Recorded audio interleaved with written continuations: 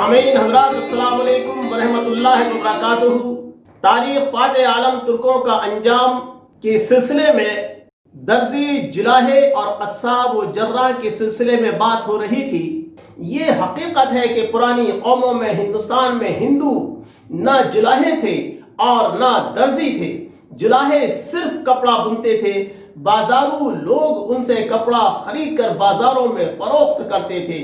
एक जुलाहा सुबह 4 बजे से शाम सूरज छुपने तक कपड़ा बुनने में मसरूफ रहता था, इसलिए इल्म और सोसाइटी से दूर ही रहे। तारीख से कोई वास्ता इस दौर में नहीं रहा, इसलिए अपनी तुर्की जबान के नाम को और अपनी नस्ल को भी भूल गए। हाँ, दर्जियों ने अपनी तुर्की जबान के नाम खैयात को याद रखा और तालीम याफ्ता उनके बुजुर्ग अपनी नस्ल भी याद रखे हुए हैं। उनके पुराने कागजात में जात तुर्क खैयात लिखी है, फिर खैयात लिखनी शुरू की और अब इदरीसी कहलाते हैं। चूंकि मजहब इस्लाम अरब से आया है, इसलिए मुसलमानों का आम ख्याल यह है कि मुसलमान भी अरब से आए हैं, जबकि ऐसा नहीं है। साउथ और सिंध में जो हुकूमतें अरबों ने कायम की थी वो नाकाम होकर फौरन ही खत्म हो गई थी। तुर्क यहाँ पर मुनज़्ज़म तौर पर अपने अमीर महमूद गजनवी की एक प्लानिंग के तहत और बड़ी कुर्बानियों के बाद ही आबाद हो सके थे। न सिर्फ आबाद हुए बल्कि एक ऐसा मुस्लिम साम्राज्य हिंदुस्तान में कायम किया कि जो सारे आलम पर छा गया। यहाँ पर तुर्कों की लाखों की तादाद में फौजें ही फौजें आकर आबाद हुई हैं, और सिर्फ एक बार ही नहीं आए बल्कि सैकड़ों साल तक आकर आबाद होते रहे और हुक्मरानी करते रहे। एक तरफ हिंद में दुनिया की ताकतवर तरीन हुक्मरानी तुर्कों की चल रही थी, वहीं दूसरी तरफ तुर्किस्तान से कबाइल के कबाइल आकर आबाद हो रहे थे। न सिर्फ हुक्मरानी ही नहीं बल्कि कारोबारी दुनिया में भी कदम जमा रहे थे। उस जमाने में तुर्किस्तान की तमाम दस्तकारी हिंदुस्तान में आ गई थी। हर किस्म का दस्तकार मुसलमान खुसूसन तुर्क ही था। अरब भी वफद की सूरत में वक्तन फवक्तन अक्सरियत में ईरान और तुरान से ही हिंदुस्तान में आए हैं।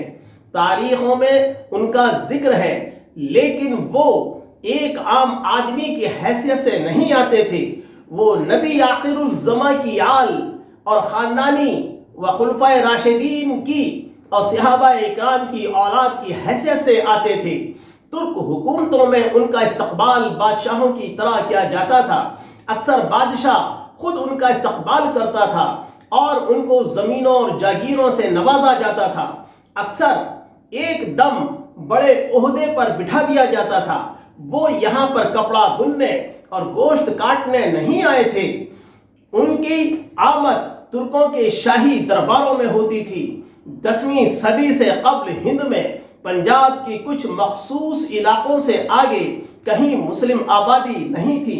छूत छात और बाइकाट के इस दौर में इक्का दुक्का मुसलमान किस तरह जलील होकर इस मुल्क में रह सकता था। सन 1000 से 1030 के दरमियान जो आबादियां महमूद गजनवी ने कायम की, वो इतना बड़ा कारनामा है कि जिसकी मिसाल नहीं मिलती। और हिंद में आज करोड़ों की तादाद में मुसलमान मौजूद हैं। ये कारनामा सिर्फ तातारियों का है। खास तौर से हिंदुस्तान में मुसलमानों की सिर्फ 3 कौमें आबाद हैं, शेख, तुर्क, अफगान और अरब। जब सन 1000 से 1030 के दरमियान यहाँ तुर्क आबाद होना शुरू हुए थे, तो उस वक्त अरब से जुलाहों को, दर्जियों को और कसाईयों को यहाँ आबाद तुर्कों ने कपड़ा बुनने, कपड़ा सीने और गोश्त काटने को नहीं बुलाया था। खुद अरबों में कपड़ा बुना हुआ तुर्किस्तान से आता था। अरबों में कभी कोई जुलाहा नहीं था। जुलाहे या कपड़ा बुनने वाले सिर्फ तुर्किस्तान में थे। अगर गोश्त काटने की नौकरी देने को बुलाते तब भी वो आने वाले नहीं थे, क्योंकि अरब का हर फर्द तमाम आलम इस्लाम के लिए रूहानी पेशवा की हैसियत रखता था। वो बादशाह थे, उन्हें बेहद इज्जत और एहतराम से देखा जाता था।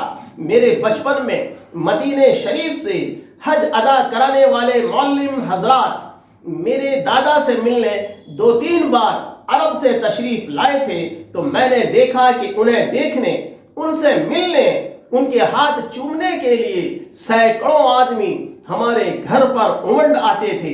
ये निस्फ 20वीं सदी का वाकया है। 10वीं सदी में अरबों की क्या पोजीशन रही होगी। तुर्कों के दौर में वो सर के ताज समझे जाते थे। तुर्क हुकूमतों में जो भी अरब आया वो हमेशा ऊंचे मरातिब पर फाइज किया गया। उन्होंने हमेशा अपनी अरबीउल नस्ल की पहचान को बाकी रखा। वो आज भी हिंदुस्तान में असली और नकली अरब को पहचानते हैं। सुल्तान शहाबुद्दीन मोहम्मद गौरी की आमद से पौने 200 साल पहले जो तुर्क कौम यहाँ आबाद हुई, उसने खुद अपनी मदद आप की। वो तुर्क सर से पैर तक लंबे चौड़े सिले हुए कपड़े पहनते थे, लिहाजा तुर्कों ने खुद कपड़े बुने और खुद कपड़े सिए और खुद ही जानवर ज़िबा करके खाए।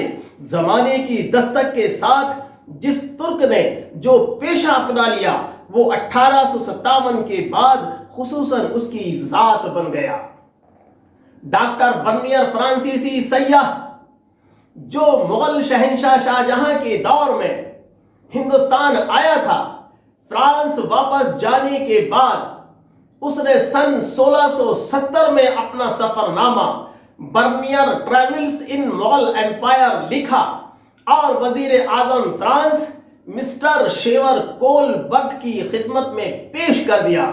डॉक्टर बर्नियर ने इस सफरनामे में लिखा है कि हिंदुस्तान में मैंने ये बात देखी कि हर कारीगर अपने बेटे को अपना काम सिखा देता है।